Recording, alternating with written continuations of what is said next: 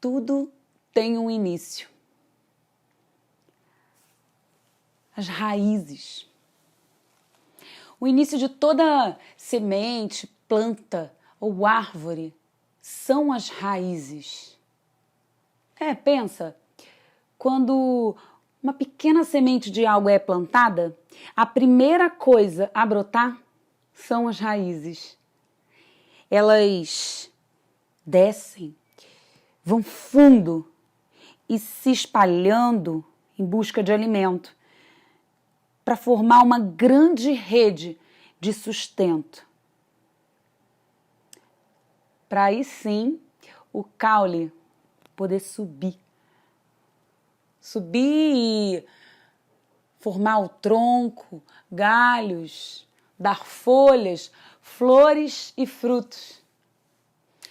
E uma grande, frondosa copa. Há muito tempo eu venho sentindo um forte impulso para buscar conhecer um pouco mais as raízes mais antigas do nosso povo, minhas raízes ancestrais. E eu encontrei as raízes indígenas e suas histórias. Sim, porque os povos indígenas são as nossas raízes. Tudo tem um início. E contam os mais velhos das aldeias do povo Munduruku que lá no início de tudo houve um grande Criador. Ele tinha um grande poder e uma imensa bondade. Ele foi o primeiro de todos os homens e se chamava Karu Sakaibe. Dizem que ele criou somente com seu sopro e algumas penas fincadas no chão as rochas, os morros, enormes montanhas. Criou também árvores, os animais, os rios para correr na terra, as aves para brincar no céu e os peixes para alegrar os rios e igarapés. Sim, mas mesmo diante de tamanha beleza e fartura, o povo Munduruku vivia dividido. Eles tinham se separado em 2 clãs, que viviam brigando e guerreando entre si. E foi aí que Karu Sakaibe ressurgiu. Ele ressurgiu para lembrar ao povo Munduruku de como ele tinha trazido eles do fundo da terra, quando ele decidiu enfeitar a terra com gente que pudesse cuidar de tudo que ele havia criado. E relembrando a história, ele contou que muito antes da terra ser bela e povoada, ele vivia andando por aí, sempre acompanhado do seu amigo Hairu. Hairu também tinha poderes, mas o que ele mais gostava de fazer era brincar e se divertir pelos 4 cantos do mundo. Enquanto Karu criava, Hairu brincava. E um dia, Hairu, brincando, criou um tatu no chão, a figura de um tatu, com um cipó, folhas e alguns gravetos. Ele fez e ficou tão parecido, mas tão perfeito, que ele não queria que aquilo se desmanchasse. Então ele resolveu colar com resina feita com cera de abelha. E assim ele fez. Para secar, ele cavou um buraco bem raso e enterrou o tatu, deixando só a ponta do rabo para fora. Mas acontece que ele demorou tanto nisso que quando ele foi tirar a mão do rabo, ele viu que a resina tinha secado e a sua mão ficou presa no rabo do tatu. Mas para ele isso não era nada demais, afinal ele tinha grandes poderes. Ele bem que podia dar vida ao tatu, assim ele sairia da terra e ele podia soltar sua mão. Mas não foi bem assim que aconteceu. Bom, o tatu realmente, ele criou vida, mas ao invés de sair da terra e ajudá-la a soltar sua mão, o tatu foi cavando e cavando, cavando, cada vez se aprofundando mais na terra. E a mão de Hairu, grudada no rabo do tatu, ele foi sendo carregado para dentro do buraco. E foi. Porque por mais que ele se mexesse e tentasse soltar a mão, ele não conseguia. E foi indo, porque o tatu seguiu cavando cada vez mais fundo. E ele foi cavando tanto, mas tanto, que uma hora ele chegou num outro mundo. Era um mundo subterrâneo, no centro da Terra. E só lá é que Hairu conseguiu se livrar do tatu. Hairu olhou ao redor e ficou assombrado com o que viu. Sabe o que tinha lá? Fogo? Não, fogo não. Mais tatu? Podia até ser, mas não era não. Dinossauro? Que isso? Não. O que tinha lá era um monte de gente. Sim, tinham homens e mulheres vivendo ali, naquele mundo subterrâneo. Alguns eram tão bonitos e bondosos, já outros nem tanto. Na verdade, eram bem feios e muito preguiçosos.